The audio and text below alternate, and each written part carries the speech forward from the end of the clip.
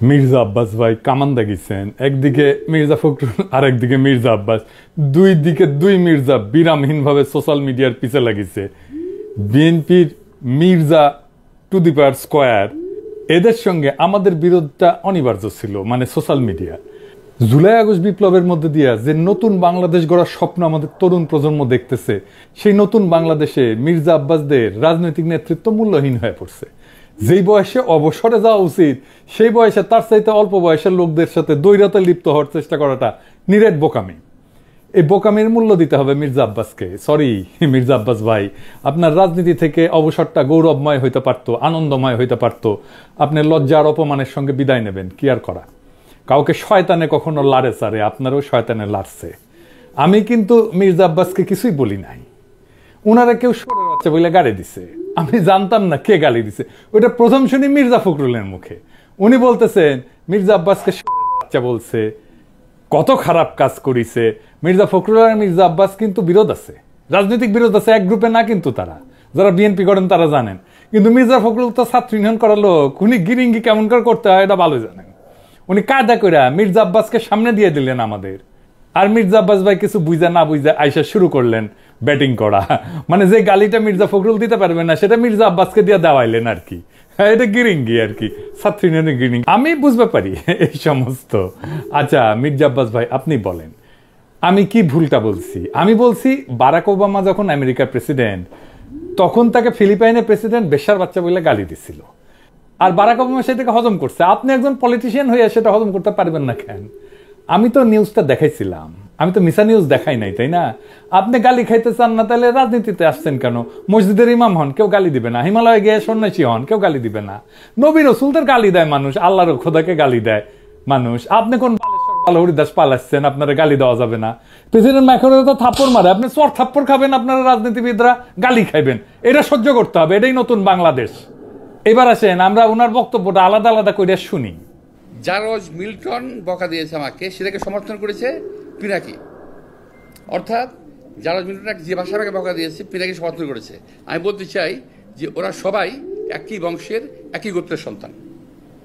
কোনো ভদ্রলোককে এভাবে গালি দিতে পারে না। আমি ঢাকার মানুষ, আমি ইচ্ছা করলে ওরা যে ভাষা গালি দেয় তার চেয়ে জঘন্য ভাষা গালি দিতে পারি। কিন্তু আমার বাপ মা, আমার পরিবার এটা আমাকে শেখায় নাই। ওরা যেটা বলছে এবং বলেছে এটা ওদের পরিবার থেকে শেখানো, ওরা ওই পরিবার থেকে করে আসছে, শুকরের জাত। এটা নিয়ে বিশ্বব্যাপী আমার দেশে এবং বিদেশে আমার কিছু ভাইয়েরা আছে যাদের বাপ মায়ের কোনো ঠিক আছে বলে আমার মনে হয় না, যাদের অ্যাকচুয়ালি জন্মের ঠিকানা আছে বলে আমার মনে হয় না। ওদের কথা বলার স্বাধীনতা আছে, ওরা আমাকে গালিগালাজ করার স্বাধীনতা আছে, আর আমি একটা সত্যি কথা বলতে পারবো না, সেই স্বাধীনতা আমার নাই। উনি বলছেন জন্মের ঠিক নাই। আব্বাস ভাই, দুনিয়ার সব প্রাণী একই পদ্ধতিতে জন্মায়। আর একটা পদ্ধতি আছে টেস্ট টিউব বেবি, ওইখানে কেউ কাউরে লাগায় না। তো ঠিক পদ্ধতি কোনটা মির্জা আব্বাস ভাই? আর আপনি কোন পদ্ধতিতে জন্মাইছেন? আর আপনি যে পদ্ধতিতে জন্মাইছেন সেটা যে ঠিক, সার্টিফিকেট আপনারা কে দিছে? হ্যাঁ, তবে আপনি দাবি করতেই পারেন যে আপনারা যারা গালি দেয় তারা বৈধ বাবা মায়ের সন্তান না। আমার অনুমান আপনি সেটাই বলছেন, বৈধ পিতামাতার সন্তান না হইলে সে গালিবাজ হয়। আপনার এই অনুমানেরও কোনো ভিত্তি নাই। আপনার কি জানা আছে যে লিওনার্দো দা ভিঞ্চি, হ্যাঁ চেনেন? আপনার চেনার কথা না অবশ্য, ও বৈধ পিতামাতার সন্তান না কিন্তু। এমনকি শেক্সপিয়ার চিনেন? আপনার চেনার কথা না। চার্লস ডিকেন্স চিনেন? আলেকজান্ডার দ্য গ্রেট, কেউই বৈধ পিতামাতার সন্তান না। নাম শুনেছেন? বাক, হ্যাঁ, মিউজিশিয়ান শুনেছেন? তার কোনো মিউজিক শোনার কথা না আপনার। হ্যাঁ, আগাস্টাস সিজারের নাম শুনেছেন? স্টিভ জবসের নাম শুনেছেন? এমনকি জ্যাকি চ্যান সিনেমা দেখেছেন? দুটা কেউই বৈধভাবে বিবাহিত বাবা মায়ের সন্তান না। সেই জন্য মনীষীরা বলে জন্ম হোক যথাতথা, কর্ম হোক ভালো। আপনার কর্মজীবনটা কি? আসেন সেটা দেখি। আপনার কর্মজীবন কি ভালো? না মির্জা ভাই, আপনার কর্মজীবন ভালো না। আপনার কর্মজীবন কলঙ্কে ভরা। না, আমি কোনো পত্রিকার নিউজ নিয়ে আপনার চরিত্র হনন করব না, ওইটা আমার কাজ না। 2015 সালে আপনি আপনার নিজের দাখিল করা হলফনামা থেকেই দেখাবো। আসেন আমরা আমাদের ঠিক পথে জন্ম না হওয়া মির্জা আব্বাস ভাইয়ের আমল নামা দেখি। আচ্ছা মির্জা আব্বাস ভাই, মির্জা তো আপনার পারিবারিক পদবি না, তাই না? এটা আপনি লাগাইছেন পরে। আপনার বাবার নামের আগে তো মির্জা নাই, তাই না? আপনার বাবার নাম আব্দুর রাজ্জাক। আপনার এখান মির্জা লাগাইতে হইল ইনফেরিয়রিটি কমপ্লেক্সে। এলিট হইতে চাইছেন, নতুন বাংলাদেশের এলিট হইতে চাইছেন না। টাকা পয়সা হয়েছে, এখন মির্জা না থাকলে ক্যাঙ্কা হয়, অসুবিধা নাই। বাঙ্গুল্যান্ডে এভাবেই সব এলিট গড়ে উঠছে, ওই যে সোহরাওয়ার্দীর বডিগার্ড থেকে। আচ্ছা যাই হোক, মির্জা আব্বাস তো একটা ব্যাংকের মালিক, জানেন তো? ঢাকা ব্যাংক 1995 সালে ব্যাংকটা প্রতিষ্ঠিত হয়, মির্জা আব্বাসই প্রতিষ্ঠাতা। এই ঢাকা ব্যাংকটা দেশের প্রথম দিকের বেসরকারি মালিকানায় প্রতিষ্ঠিত ব্যাংকগুলোর মধ্যে অন্যতম ব্যাংক। কোনো সমস্যা হয়নি। অনেক ব্যাংকের সমস্যা হয়েছে, জয় বাংলা হয়ে গেছে হাসিনার আমলে। মির্জা আব্বাসের ব্যাংকে কোনো সমস্যা হয়েছে? হয় নাই। হ্যাঁ, তো ব্যাংক প্রতিষ্ঠার টাকা পেলেন কেমনে মির্জা আব্বাস ভাই? আপনার ফ্যামিলি কি জমিদার ছিল? আপনার আব্বা কি করতেন? আসেন আমরা এবার দেখি ওনার আব্বা কি করতেন। ওনার আব্বা মতিঝিল সরকারি উচ্চ বিদ্যালয় এবং মতিঝিল সেন্ট্রাল গভর্নমেন্ট স্কুল হিসেবে যেটা পরিচিত, ওই স্কুলের দপ্তরে ছিলেন। ডং ডং ডং ডং ডং ডং কইরা ঘন্টা বাজাইতেন। কি মির্জা আব্বাস ভাই, খারাপ লাগলো? হ্যাঁ, দপ্তরের কাজ খারাপ না, সম্মানের কাজ। কিন্তু আপনি যে কাজ করতেছেন সেটা সম্মানের না। দপ্তরের কাজের পাশাপাশি আপনার ওই স্কুলের সামনে মসজিদের সাথে একটা ছোট্ট পুরীর দোকান ছিল। পুরি বানাইতেন আপনার আব্বা, ওই পুরীর দোকান চালাইতেন। ওই সিপার পুরীর দোকানের জমিটাও ছিল রেলের। এখনো আপনি রেলের জায়গা দখল করে বাসা বানায় বসবাস করছেন। হয়তো পরের জায়গা, পরের জমি, ঘর বানাই আমি রই। আমি তো ভাই জমির মালিক নই। দপ্তরি থাকাতে কোনো অপরাধ না, লজ্জারও না। কিন্তু ওই অবস্থা থেকে ব্যাংক মালিক হওয়ার জার্নিটা আমরা বুঝে দেখতে চাই। কেমনে বাংলাদেশের এলিট তৈরি হয়েছে, কেমনে বাংলাদেশের পলিটিশিয়ানরা তৈরি হয়েছে, কেমনে বাংলাদেশের রাজনীতিতে দুর্বৃত্তায়ন হয়েছে। 1991 সালে প্রথম এমপি হন মির্জা আব্বাস। তারপরে কিছুদিনের মধ্যে ঢাকার মেয়র, আর 4 বছরের মধ্যে ব্যাংক মালিক। এমপির বেতন কত মির্জা ভাই? মন্ত্রীর বেতন কত? 1-1.5 লাখ টাকা সেই সময় মাসে, তাই না? তো কোন জাদুর কাঠি পাইলেন যে ব্যাংক বানানোর টাকা পাইছেন? এমপি হওয়ার আগে কি করতেন আপনি? আপনি ছিলেন কমিশনার। কমিশনারের বেতন কত? আপনার বৈধ ব্যবসা কি ছিল? বৈধ ব্যবসা ছিল ওই অঞ্চলে শাহজাহানপুরের গরুর হাটের ইজারা নিতেন আপনি। সেই 75 পরবর্তী সময় কমলাপুর রেলওয়ে যত ঠিকাদারি, সড়ক পরিবহন সহ আরো বহু জায়গা থেকে চাঁদা উঠাইতেন। চান্দা তোলাটা আপনার পুরানো অভ্যাস, তাই চান্দা তুলে আমাদের টাকা দিতে চায় যেন আমরা ইউটিউবিং ছাড়ি। শুনেন, ওরা ওই যে ইউটিউবের মধ্যে কি যে পয়সা কামানোর একটা রাস্তা আছে ওদের, সে পয়সা কামাইতেছে। আরে ভাই, পয়সা যদি লাগে আমাদেরকে বল, আমরা চান্দা দিলে দিব না, অসুবিধা নাই তো। চান্দা তোলা ছাড়া আর কিছু করার যোগ্যতা মির্জা আব্বাস আপনার ছিল না কোনোদিনই। কারণ উনি আবার দারুণ মেধাবী। আপনার ইউনিভার্সিটিতে পড়ার যোগ্যতা হয় নাই। সোহরাওয়ার্দী কলেজ থেকে 2nd ক্লাসের ডিগ্রি পাস করেছেন, এই যে সার্টিফিকেট আপনার দেখেছেন। আল্লাহ বাঁচাইছে, আর একটু কম হলে তো জাতির ফিতা হয়ে যাইতেন। তো উনি নিজেই নিজের সার্টিফিকেট দাখিল করেছিলেন। যাই হোক, এই একাডেমিক কোয়ালিফিকেশন নিয়ে আপনার তো কেরানিরও চাকরি হইতো না কোথাও, বাংলাদেশেও না। আপনার তো কিছু করার ক্ষমতাই নাই। ইউটিউবে টাকা পাওয়া যায়, কথা সত্য। বই লেখাও টাকা পাওয়া যায়, শিক্ষকতা কইরা, অভিনয় কইরা, কবিতা লেখা, গান গাইয়া টাকা পাওয়া যায়। প্লেন চালালেও টাকা পাওয়া যায়, রিক্সা চালালেও টাকা পাওয়া যায়। আপনার ড্রাইভারও যে ড্রাইভিং করে সেটা তো টাকা পাওয়া যায়। তো আপনি এর কোনোটাই পারেন না। আপনি চান্দা তুলে টাকা তুলতে পারেন, ওটাই আপনার উপার্জন, ওইটাই আপনার ক্ষমতা। তো চান্দা তুলে টাকা দিয়ে ইউটিউব বন্ধ করার আবদার কেন করতেছেন? ব্যথা বেশি দিচ্ছি, ব্যথা কি জিনিস আপনি টের পান নাই? আপনার তো কোনো স্কিল সেট নাই, আপনি কোনো কিছু করে উপার্জন করতে পারবেন না, তাই আসছেন রাজনীতিতে। এটাই বাংলাদেশের রাজনীতির মধু। আপনি ব্যবসাও পারেন না, তাই পারলে এন্টারপ্রেনার হইতেন। তো সম্পদ তৈরির জন্য চান্দাবাজি করেছেন, করেন, এখনো করেন, বোঝা গেল। কিন্তু কোন জাদু বলে ব্যাংক বানাইছেন সেটা আমরা খুঁজে দেখবো, গলায় পাড়া দিয়ে এটা বের করব। আমরা আরো আগে যাই, 1971-এ আপনি তখন মোটামুটি দামরা, কলেজে পড়েন। আপনি নিজে দাবি করেছেন আপনি মুক্তিযোদ্ধা। শোনেন, মূলত আমি এক কথা বলতে পারবো যে ওই 26শে মার্চের রাত্রে যদি আমরা ওই আওয়াজ না পেতাম, যদি আমরা, তাহলে দেশের মানুষের ভাগ্য নিয়ে বহু লোকই সিনেমিনি খেলার সুযোগ পেত, সেটা পায়নি। পরবর্তীতে আমরা মুক্তিযুদ্ধে যাই এবং দেশের স্বাধীনতা যুদ্ধে অংশগ্রহণ করি। এটা আবার বিএনপির পেজ থেকে শেয়ার দেওয়া। এই বক্তব্যে উনি বলছেন মুক্তিযুদ্ধে কি করেছেন সেটার কোনো কিন্তু উল্লেখ নাই। 25শে মার্চে কি হয়েছে, শাহজাহানপুরে ওনার বাসা থেকে কি দেখেছেন, ওইটুকুই শুধু বলতে পারেন, তার বাইরে আর যাইতে পারেন না। তার বাইরে গেলে জিয়াউর রহমান মুক্তিযুদ্ধের ঘোষণা অমুক তমুক ওই জায়গায় চলে যান। উনি কোথাও মুক্তিযুদ্ধ করেন নাই। কোন সেক্টরে যুদ্ধ করেছেন, কোথায় ট্রেনিং নিছেন, কারা ছিল সহযোদ্ধা, মিছা কথা কইতে লজ্জা লাগে না মির্জা আব্বাস? এটা চেনেন? 1971-এ পাকিস্তানি বাহিনী তার নাম শুনলে কাপড় নষ্ট করে ফেলতো। ঢাকার গেরিলা মুক্তিযোদ্ধা সাদেক হোসেন খোকার দলের। আমি তার কাছ থেকে জানছি আপনি মুক্তিযুদ্ধ করেন নাই। এমনকি আপনি এই যে যারা মুক্তিযুদ্ধ করছে একই সময় ঢাকায়, আজম খান, ইকবাল সুফি, আলমাস লস্কর, কাজী মোহাম্মদ হেদায়েতুল্লাহ, মোহাম্মদ শফি, খুরশিদ আব্দুল মতিন, আবু তাহের, মোহাম্মদ বাশার, খন্দকার আবু জায়েদ, জিন্না, ফরাদ জামিল, ফুয়াদ, মোহাম্মদ শামসুল হুদা, ডক্টর নিজাম, জাহের, কোসি, ঢাকার মুক্তিযুদ্ধের সেই উজ্জ্বল নামগুলা কারো বন্ধু সার্কেলের লোকও আপনি ছিলেন না। 1971-এ মুক্তিযুদ্ধের যাওয়ার সাহস হয় নাই, আজ আসছেন 71 বাঁচাইতে, দ্বিতীয় স্বাধীনতাকে অস্বীকার করতে। বাহ বাহ, চমৎকার চমৎকার। আর এক জাফর ইকবাল রাজনীতিতে আবার বলছেন আমরা নাকি হাসিনারে যারা সমর্থন করছে সে ব্যবসায়ীদের বিরুদ্ধে কিছু বলি না। শুক্রের গ্রুপ ওরা কিন্তু দেখেন, ওরা শুধু রাজনীতিবিদদের পিছনে লেগেছে, কিন্তু যারা নাকি এই যে হত্যাকাণ্ড ঘটালো, এই যে ছাত্রদের হত্যাকাণ্ডটা ঘটালো, একটা বিশাল একটা ব্যবসায়ী গ্রুপ আছে না? আপনারা দেখেন না 3 তারিখে, 3 তারিখে আগস্টের 3 তারিখে যারা হাসিনার সঙ্গে দেখা করেছিল, মিটিং করেছিল এবং বিভিন্ন ভাষায় তাকে এমনভাবে কথা বলেছিল যে হাসিনা খুন করতে উৎসাহিত হয়েছিল,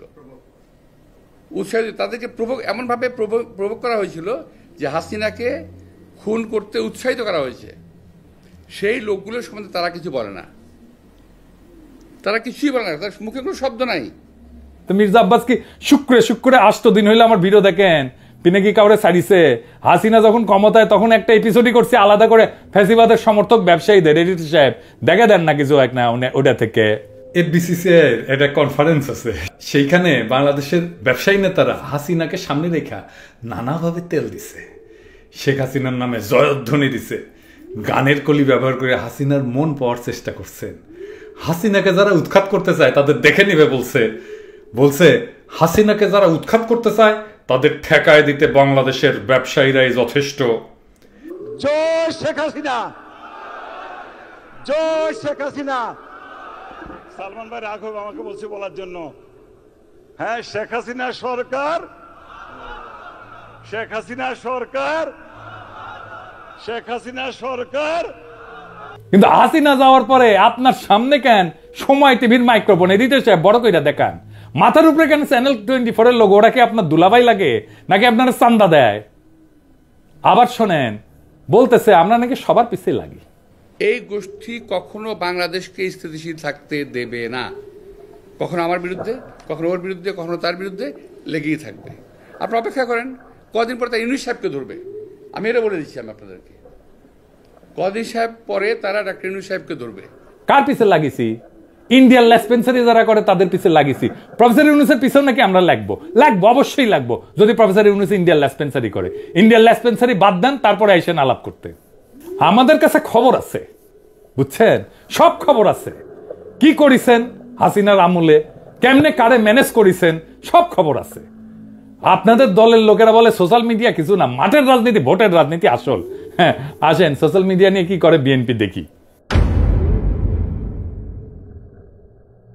বিএনপি প্ল্যান নিছে যে তাদের ফেসবুকের পোস্টে তো কেউ যায় না, মাসি মারে ওরা নিজেরা বসে, তো স্পন্সর পড়দের পয়সা খরচ কর, টাকা খরচ কর, তা করবে না তারা। বট রিয়াক্ট, বট মানে বুঝেছেন তো, যন্ত্র থেকে ওই যে লাইক শেয়ার দিবে, বুঝেছেন, কমেন্ট করবে, তো বট দিয়ে রিয়াক্ট দেন। দেখেন সব ভিয়েতনামের আইডি দেখেছেন। হ্যাঁ আপনারা বিএনপির পোস্ট দেখবেন যে হাজার হাজার লাভ রিয়াক্ট পড়িছে, ভালোবাসা রে বন্যা বয়ে যাইতেছে, আপনারা প্রভাবিত হয়ে যাবেন। আরে বাপরা সর্বনাশ, ভালো কাজ করিছে তো, ভালো কথা, আমি একটা লাভ রিয়াক্ট দিয়ে দিই। মানুষের সাথে এরকম প্রতারণা করতে পারে কেউ? আওয়ামী লীগ এরকম প্রতারণা করে নাই জনগণের সাথে, বিএনপি যেটা করছে দেখেছেন। এটাই আপনাদের জার্নি, এটাই বাংলাদেশের রাজনীতি, এটাই হয় মন্ত্রী, দলের শীর্ষ নেতা, আর একাডেমিক যোগ্যতায় কেরানি হয়ে যার জীবন পার করার কথা ছিল সে হয় মন্ত্রী, যার উপার্জনের ধান্দাই হইতেছে কিভাবে অন্যরে ঠকাবে, আরেকজনকে অতিরিক্ত সুবিধা দেবে, অন্যরে বঞ্চনা করবে বা ভয় দেখায় উপার্জন করবে, চান্দা নেবে। আমি যদি 1 টাকা ইউটিউবে উপার্জন করি না, সেটা আমার ইনকাম ট্যাক্সের ফাইলে আছে। এটা আমার বৈধ উপার্জন। আমি 1 টাকা যদি খরচা করি ওটাও দেখাইতে পারবো আমি কিভাবে এই 1 টাকা উপার্জন করছি। আপনি জিন্দেগিতে দেখাইতে পারবেন না কিভাবে আপনি ব্যাংক বানানোর টাকা পাইছেন, জিন্দেগিতে পারবেন না। চ্যালেঞ্জ দিলাম আপনাকে। আপনার বৈধ উপার্জন কি? আপনি নিজেই ঘোষণায় বলছেন বাড়ি ভাড়ার টাকা আর ব্যাংকে রাখা সঞ্চয়পত্র। বাড়ি ভাড়ার টাকা পেট চালান, বসে বসে খান, আর ব্যাংকে রাখা সঞ্চয়পত্র ওইটি থেকে সুদ আসে। এটা হইতেছে আপনার উপার্জন। তাও এটা আজকের কথা না, 10 বছর আগের কথা। লজ্জা লাগে না আপনার? হ্যাঁ, আমার প্রত্যেকটা পয়সা হালাল, আপনার প্রত্যেকটা পয়সা হারাম। আপনি দাবি করতে পারবেন আপনার প্রত্যেকটা পয়সা হালাল? পারবেন না। বুকে হাত দিয়া বলবেন, আল্লাহর কসম কাইটা বলবেন, দেখাই দেবেন আপনার উপার্জন কিভাবে হয়েছে, কেমনে আপনি ব্যাংক করছেন। আপনি কাউরে না কাউকে বঞ্চনা করে সুবিধা দেয়া ভয় দেখায় যে টাকা উপার্জন করছেন, সেই উপার্জনের টাকা দিয়ে ক্যাডার পালেন, সে ক্যাডার ভোটে জিতায়, আর অনুপার্জিত টাকায় ভোট কিনা এমপি হয়ে যান আপনি। আপনার দলের লোকেরা ভোটের কথা বলে, ভোটের কথা গপ্প শুনেন না আমাদেরকে। নমিনেশন কিনতে হয় পার্টি থেকে চান্দা দিয়া, তারপরে টাকা ছিটায় ভোট কিনতে হয়, কেন্দ্র দখল করতে হয়, জাল ভোট দিতে হয়। এই দিয়েই চলছে এতদিন। ভোটের শক্তির রোয়াব দেখায়েন না, ওই রোয়াব আমরা ফুটে করে দিতে পারি। জুলাই বিপ্লবের আকাঙ্ক্ষা ছিল এই বন্দোবস্তের পরিবর্তন, সত্যিকারের মেধাবীদের দিয়ে রাষ্ট্র চালানো। আপনার কোনো স্কিল নাই মন্ত্রী হওয়ার, আপনি রাষ্ট্র জিনিসটাই বুঝেন নাই, আপনি রাজনীতিও বুঝেন নাই। ক্ষমতা আপনার কাছে টাকা উপার্জনের মৌকা, আর কিচ্ছু না। মির্জা ফখরুল বলছেন আমরা কোথায় নিয়ে যেতে চাই দেশকে, শুনেন। সোশ্যাল মিডিয়াতে কিছু নতুন নতুন আমি বলি কুতুব আবির্ভূত হয়েছে। তারা বাংলাদেশকে কোথায় নিয়ে যেতে চায় আমি জানি না। আমরা দেশ থেকে ফ্যাসিবাদের সমস্ত কলঙ্ক চিহ্ন মুছবো, আমরা বাংলাদেশে ভারতের তালুকদারি বন্ধ করব চিরতরে, আমরা বাংলাদেশে একটা সাম্যের ইনসাফের রাষ্ট্র করব। আপনারা মির্জা ফখরুল সেই স্বপ্নের সামনে বাধা হয়ে দাঁড়ায় আছেন। দেশের জনগণ জানে, বুঝতে পারে প্রফেসর ইউনূসকে কেন তাড়ানোর চেষ্টা করতেছেন, কেন দ্রুত নির্বাচন চান। জনগণের জন্য প্রফেসর ইউনূসের এই অতি অল্প সময়ের শাসন হয়ে থাকবে একটা স্বপ্নের মতো, এক অলিক সম্ভাবনার মতো, এক বিদ্যুৎ চমকের মতো সময়। তারপর বাংলাদেশ আবার ফিরে যাবে আপনাদের সেই আদিম জমিদারি ব্যবস্থায়, আপনাদের সেই মাফিয়া শাসনে। আবার কালো টাকা এবং পেশি শক্তির মাস্তানেরা গাড়িতে পতাকা ওড়ায় ঘুরবে, হেলিকপ্টারে চড়বে, দলীয় মাজারের খাদেম আবার আমাদের ভয়ে ভয়ে বাঁচতে হবে। ক্ষমতার অঙ্গুল হেননের নিয়ত নির্দিষ্ট হবে আমাদের মতো ছোটখাটো মানুষদের। আমরা জানি আমাদের দাসের জীবন, আমরা পুতুল নাচের রীতি কথার দুর্ভাগ্য পীড়িত জাতি, সমাজের সবচেয়ে অযোগ্য, অশিক্ষিত, দাম্ভিক, অসৎ মানুষের বড় গলা শোনা ভয়ের রাজ্যে জীবন মৃত আমরা জানি আপনাদের বসংবৎ কোটাল পুত্রের ভিন্ন মতের আগাছা কেটে ফেলার অভিযানে আমরা যে কোনো সময় কচু কাটা হয়ে যেতে পারি। আমাদের জীবন মিথ অফ সিসিফাস। সিসিফাসের গল্প জানেন? আর এক অভিশপ্ত জীবন ছিল, পাহাড়ের নিচ থেকে পাথর ঠেলে ঠেলে ঠেলে ঠেলে যখন সে উপরে নিয়ে যায় একেবারে চূড়ায়, তারপর আবার সে পাথরটা নিচে পড়ে, আবার তার ঠেলে ঠেলে ঠেলে ঠেলে উপরে নিয়ে যেতে হয়। এটাই তার অভিশপ্ত জীবন। আমাদেরও বাংলাদেশের নাগরিকদের জীবন মিথ অফ সিসিফাস। আমাদের অভিশপ্ত জীবন সিসিফাসের মতো। আমাদের সন্তানেরা বারবার রক্ত দিবে এই ক্ষমতার রাক্ষস তাড়াইতে, আবার নতুন রাক্ষস এসে দখল করবে জনপদ। আমাদের আসলেই কোনো মুক্তি নাই। কিন্তু মির্জা আব্বাস মনে রেখেন, পৃথিবীতে যদি একজন মানুষও থাকে এই নষ্ট দুর্বৃত্তের রাজনীতির মুখোশ খুলে দেবে, সেটা আমি। ঈদের জামাতে যারা প্রফেসর ইউনূসের হাত ছুঁইছে তারা বলছে আকুল ভাবে ছাড়ার 5টা বছর থাকেন, কারণ তারা জানে ওই লোকটা তাদের মানুষের মর্যাদা দিছে। বেশি দিন লাগে নাই, মাত্র 7-8 মাস। মানুষ তার বিপুল সম্ভাবনা আর তাদের অফুরন্ত শক্তির খোঁজ পাইছে। জাতির প্রাণ শক্তি জায়গা উঠছে। এটাই বিপ্লব। আমরা এই পরিবর্তনের জন্য জান লড়াই দিছি, এই জন্য আমাদের বাচ্চারা জীবন দিছে জুলাই আগস্টে। এটাই বিপ্লবের রুহানি প্লাবন। সেই বিপ্লবের আইকন আজকে প্রফেসর ইউনূস। জনতার স্বপ্নের সামনে বাধা হইয়া দাঁড়াইলে জনতাই আপনাদেরকে রুখে দেবে। সেই দিন বুঝবেন সোশ্যাল মিডিয়া কি জিনিস। আপনারা ক্ষমতায় আসতে পারেন, কিন্তু কোনোভাবেই এই স্বপ্নের সময় প্রফেসর ইউনূসের করে দেওয়া যাওয়া অর্জনকে অতিক্রম করতে পারবেন না। আপনাদের সেই পরাজয় গাথা এখনই লেখা হয়ে গেছে, প্রত্যেক দিন লেখা হচ্ছে। এই নতুন বাংলাদেশের স্বপ্নে যারা অন্তরায় হয়ে দাঁড়াইছে তাদের ভবিষ্যৎ অনিবার্যভাবে ম্লান। ইতিহাসের নিয়মে জনগণের ইচ্ছার বিপরীতে দাঁড়ানো মানেই পরাজয়। মির্জা আব্বাস এবং তার মতো নেতৃত্বের অবসান অনিবার্য। আমরা জানি এই লড়াই শুধু ক্ষমতার না, এই লড়াই ইনসাফের, সাম্যের, মুক্তির। আমাদের তরুণ প্রজন্ম আজ যে নতুন বাংলাদেশের স্বপ্ন দেখছে, যেখানে দুর্বৃত্তের রাজনীতি, চাঁদাবাজির আধিপত্য কিংবা ক্ষমতার দম্ভের কোনো স্থান নাই, সেখানে থাকবে সৎ, মেধাবী, প্রগতিশীল নেতৃত্ব। প্রফেসর ইউনূস এই নতুন স্বপ্নের প্রতীক। তার নেতৃত্বে যে নতুন দেশ গড়ার লড়াই শুরু হয়েছে, তা জনতার হৃদয়ে আর এক বিপ্লবের আগুন জ্বালায় দিছে। এই আগুন নিভে যাওয়ার না। জনতা জানে, জনগণ জানে এই পরিবর্তন তাদের জীবনের, তাদের ভাগ্যের, তাদের সন্তানের ভবিষ্যতের প্রশ্ন। তাই মির্জা আব্বাস কিংবা তার মতো অতীতের রাজনীতির নেতাদের কাছে আমাদের একটাই বার্তা, সময় বদলাইছে, জনতার স্বপ্নকে দমায় রাখা যাবে না। নতুন বাংলাদেশে মিথ্যা, দুর্নীতি, ক্ষমতার অপব্যবহার থাকবে না। আমাদের লড়াই চলবে জুলাই আগস্ট বিপ্লবের প্রকৃত অর্থ বাস্তবায়ন না হওয়া পর্যন্ত। এই নতুন বাংলাদেশের স্বপ্ন বাস্তবায়নের পথে প্রত্যেকটা বাধাকে পেরায় আমরা আগায় যাব একটা সত্যিকারের স্বাধীন, সাম্যের, ইনসাফের, মানবিক বাংলাদেশের পথে। ইনকিলাব জিন্দাবাদ।